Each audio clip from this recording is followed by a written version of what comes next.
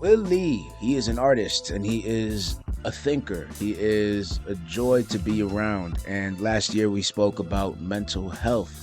The title of that video is Black Boy Joy. So today we're going to get back into some similar topics with another year of perspective and experience to help us try and parse through this issue that is mental health and get to the bottom of what is really plaguing not just our communities, but us as a collective.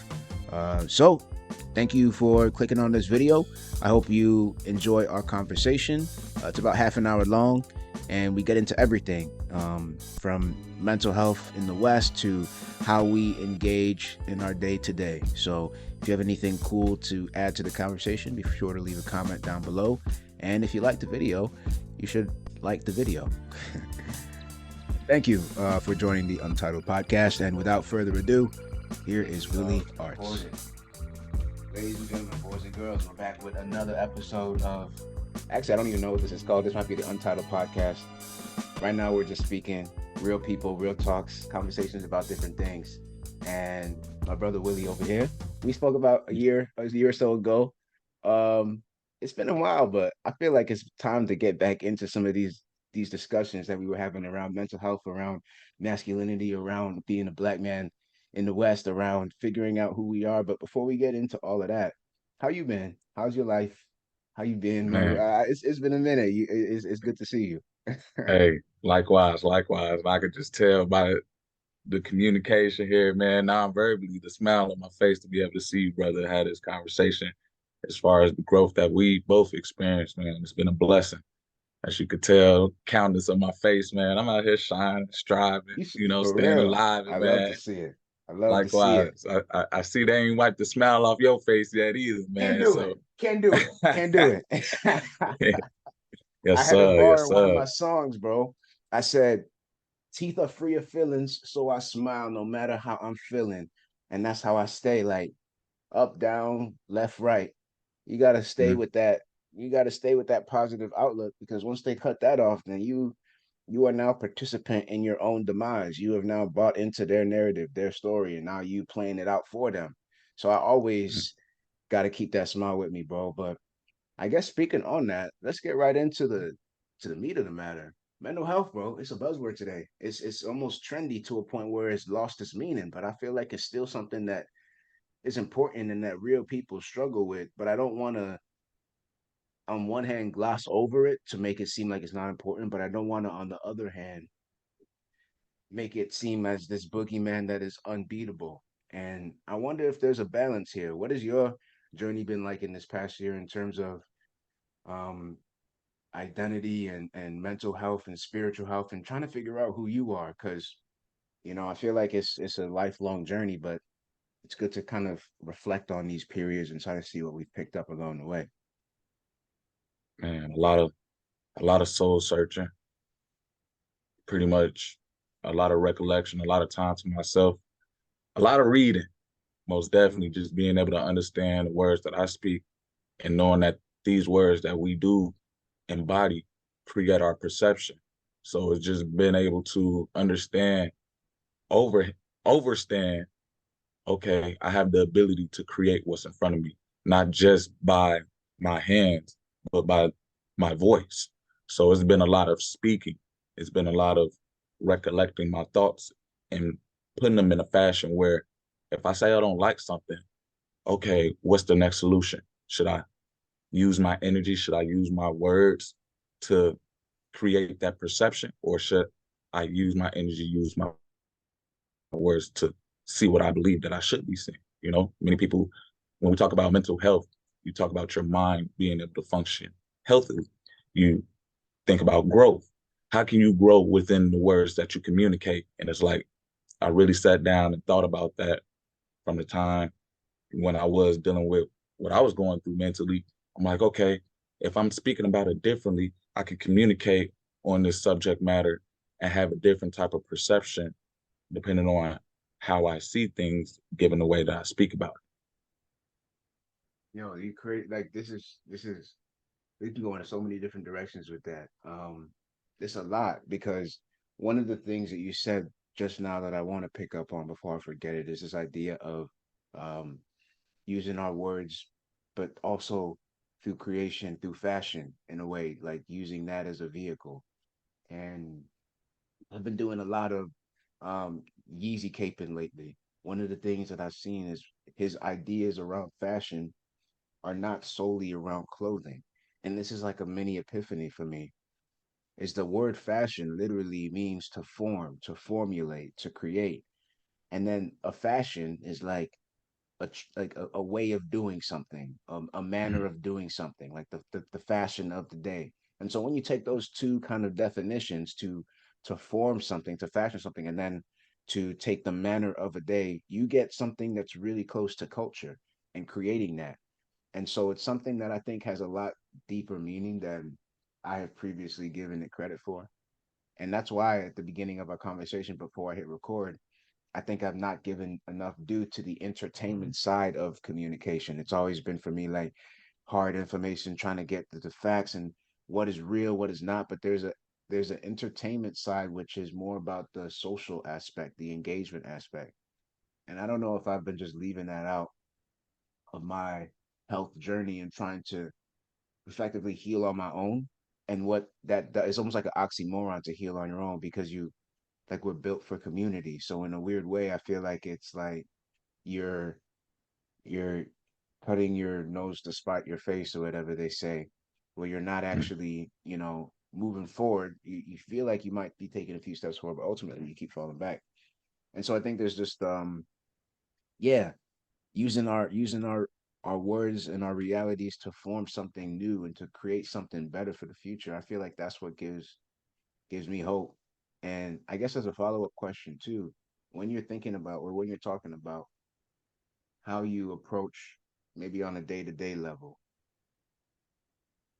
what is your mindset when something isn't going according to plan and you're like, yo, I've got to, is it like I double down and push through, or is it like throw the hands up, I'm good for now, let's reconvene tomorrow? Is it, smile through the pain, or is it let it out? Is like how do you kind of figure out how to do things in different times? Because I feel like I'm still trying to learn how to be human, bro.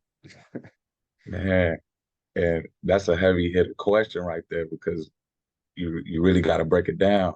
And I'm gonna metaphorically describe it through working with machineries. You, Okay. as far as being in a field where I make custom gear work and I deal with machines. Say that there's a problem. First I have to troubleshoot. Hold on, what's not working? Why isn't the graphic coming up? Is there something with the program or is this something with the image? So just being able to identify what the root of the problem is within the machinery, or am I the one causing that interaction where I didn't upload something correctly? Or in all honesty, you just got to be patient. Many things don't work in your time, and I'm starting to really learn that. And that's really where some of my frustration comes in, where things aren't looking right because it just isn't time. There's a process with growth where when you put something in the ground, you you expect for it to be immediate. You know, in all honesty, when you put a seed in the ground, you want to see it grow. And for it to not be growing, you'd be like, hold on, is something wrong? What's going Yeah, on? It's not showing how I want it to show. Well, let's be patient. Let's, yeah. see You gotta let God with the work. You time. put the seed in the Exactly. ground, you gotta till it, and then you let God work. Most You know? definitely. And then once you till it, are you watering it enough? Are you feel me? Are you giving it the nourishment from the land? Hey, is somebody spraying pesticides on your, Mm, you know, mm. garden? You feel me? Yeah, So it's like yeah, all yeah. those factors go into play where when there is a problem, I sit back and say, what's going on? Is it the inputs that I'm providing, or is it the structure or the machines around me that are not operating to capacity? Does something need to be updated? So it's literally I take that route and becoming an observer when there's a problem. And yeah, as we're young and I'm dealing with children, I got children of my own, to say, hey, whatever they want it right now, right here. You can't tell them no other thing. And it's like, if they don't get it, they don't know how to deal with their emotions. They don't know how to deal with their behavior. And thing that I love about kids, they're gonna tell you straight up how they feel. And I feel as though us as adults, we lost that ability to tell people how we really feel. And that's Oh, really don't our put me in power. that category, bro. You as adults. I ain't grow up yet. I'm holding on to their life. Man, but you got to be able to speak it though. You got to be able to tell it, Yeah, hey, I'm mad, I'm that's sad, I'm why. happy. You Yeah. know what? You see, you hit on something because there's something that I've been wanting to do for so long, and that is grow up. And the thing about growing up is that you have to, once you pass that chasm, once you pass that, it's like stepping over that mantle into a new you, whatever, and I might mess up as I'm explaining, but I'm thinking in real time, so bear with me. Whatever things were behind you now inform the next iteration of you. Mm, Your past is effectively like your own story about yourself that informs your future. And the thing about growth is that if you don't have the right pieces informing the past, then the future is going to be built on faulty foundation. And so I'm very, very wary of taking that next step without knowing for a 100% fact that everything that I'm building on is true. And because there's been enough rug pulls in my own time where I've seen things that were seemed real, but they weren't.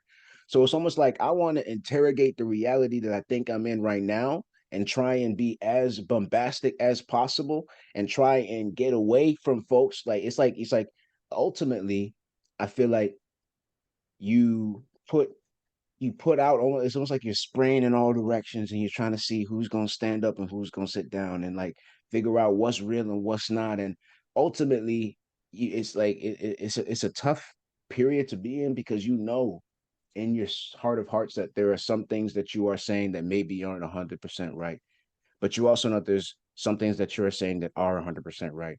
And it's like you're almost exploring, like when children are growing up, part of their learning process is in gameplay.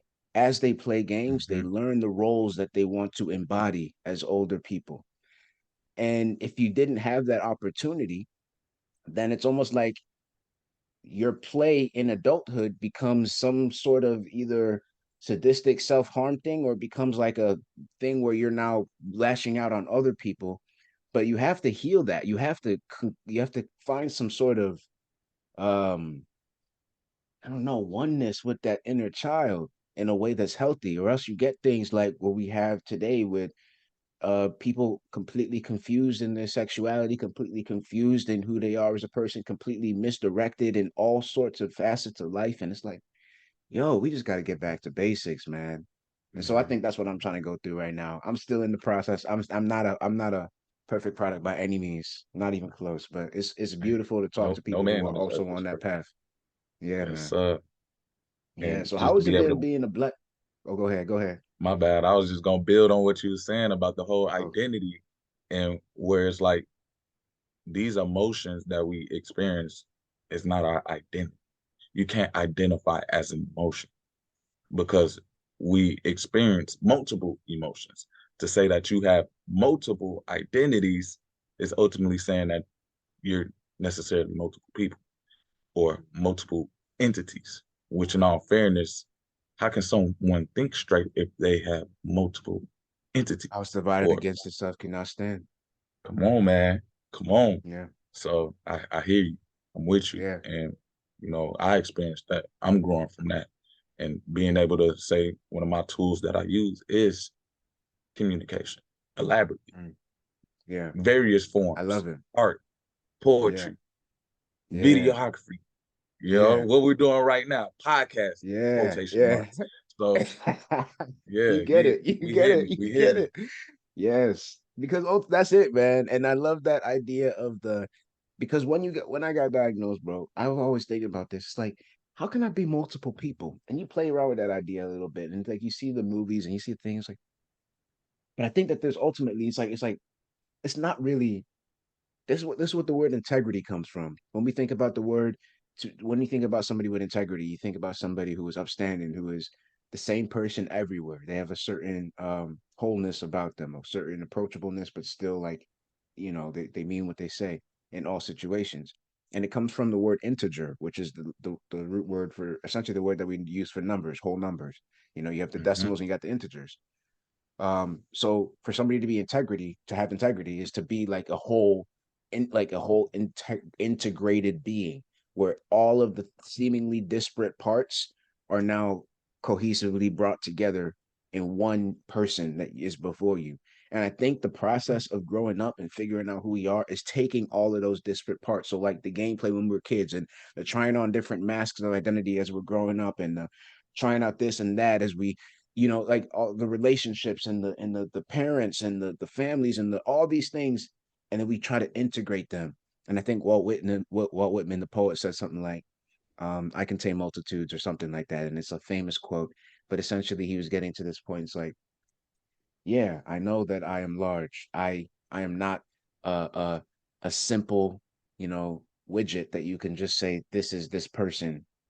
End of story. I contain multitudes. Yeah, sometimes I am like that, but sometimes I'm like this. Sometimes I am, a dickhead, but sometimes I'm a hopeless romantic. Sometimes I am a what? It's like there's so many things that comprise a person that to reduce them to, in my opinion, to reduce that thing to code or ones and zeros is to be reductive ultimately, and we don't really know a person if we think that we do in that way. Mm-hmm. But at the end of the day, these tools are tools that can be informative. And when I say these tools, I'm talking about, like, right now we're talking through technology, right? We're on different sides of the planet, but we're able to communicate.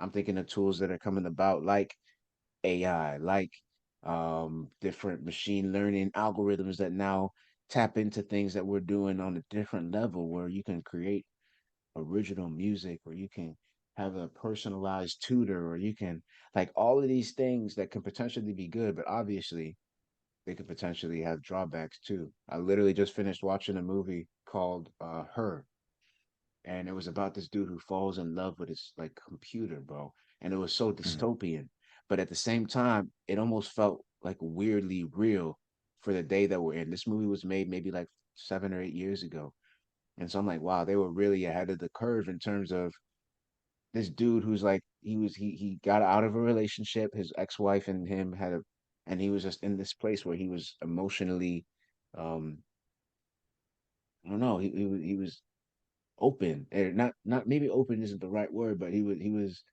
I don't want to say naive either, but it almost felt like he was just it's like when somebody's about to be attacked and they don't know it. You're just open for attack.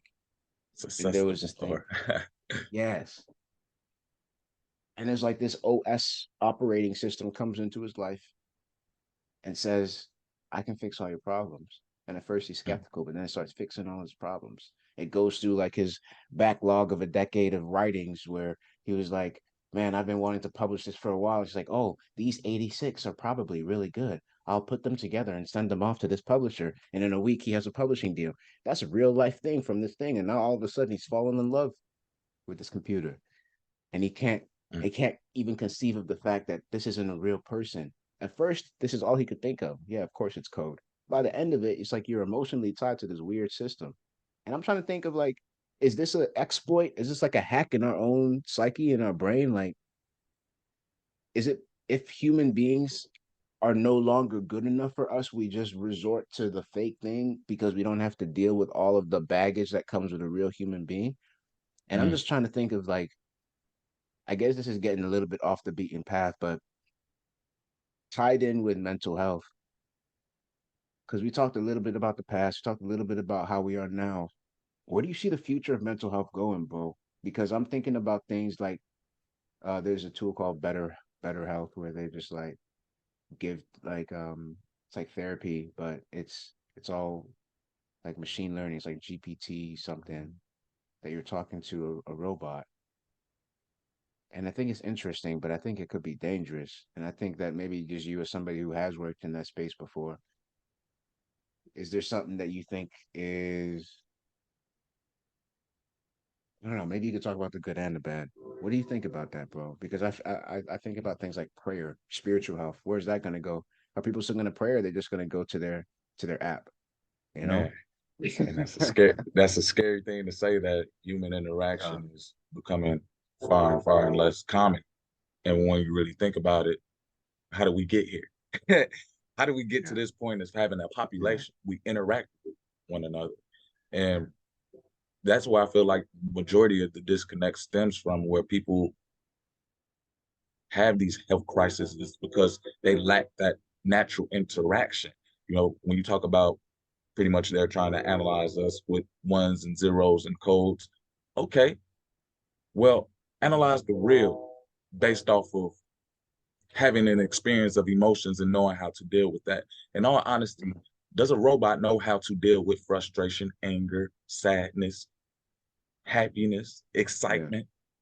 And for you to rely on technology to tell you how to cope with something that may have you feeling some type of way takes away that genuineness because they're not going based off of a robot doesn't experience life. They're made to duplicate whatever it is the code programmed it to do. And so Mhm. is it really genuine at that point? Is it really somebody saying, hey, I've dealt with this. I know how to get through it. Here's my experience. Here's pretty much what you will go through. And then, hey, I have a testimony. Pretty much Because that's you're what gonna it get is. testimonies from robots that haven't experienced life. So the And the fact of the let matter me, is you're being told a lie. yeah, yeah.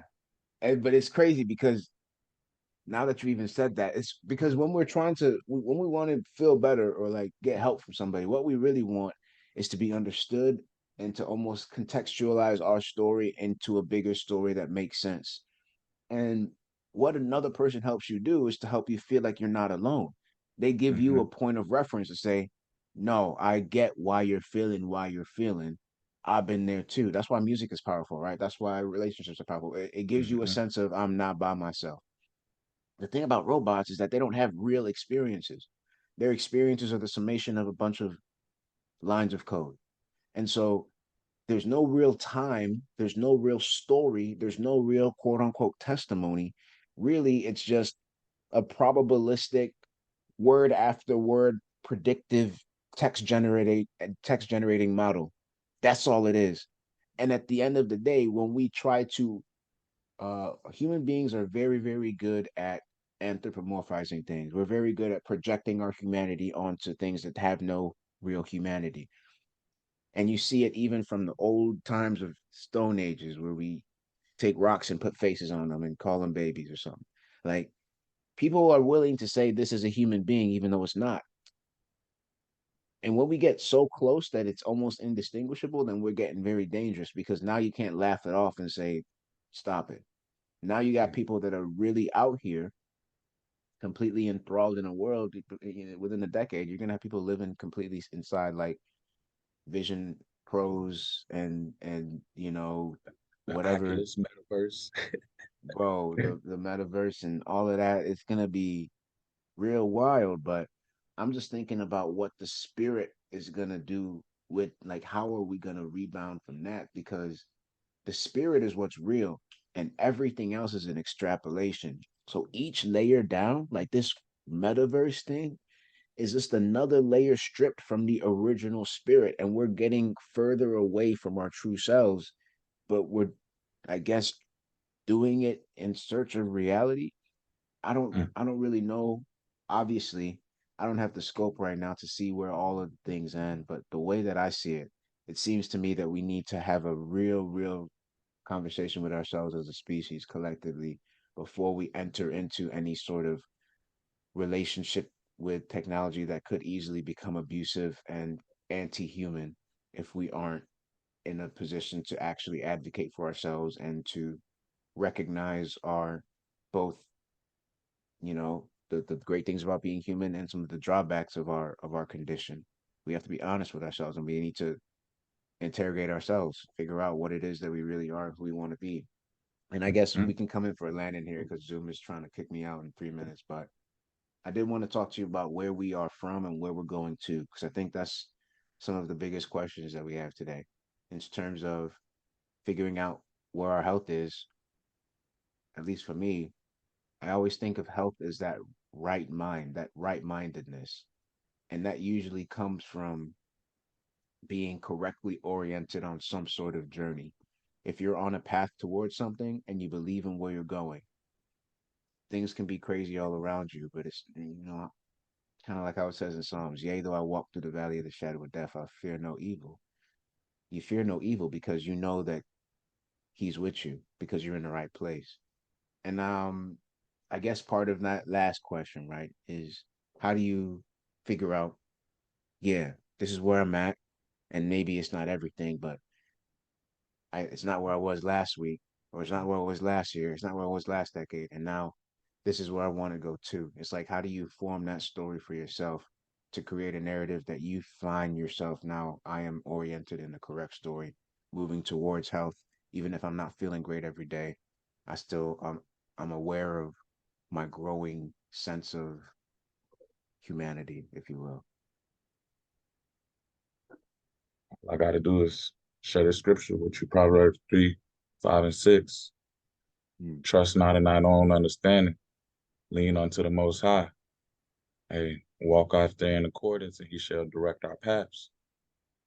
And just knowing that, honesty, just trying to find my way righteously to be able to say, I'm someone that I want to be known as positive.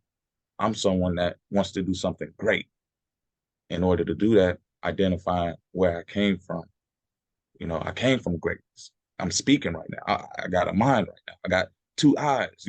This is something that's great about us. We should all be able to acknowledge that we are great creations. Okay. So where are we going?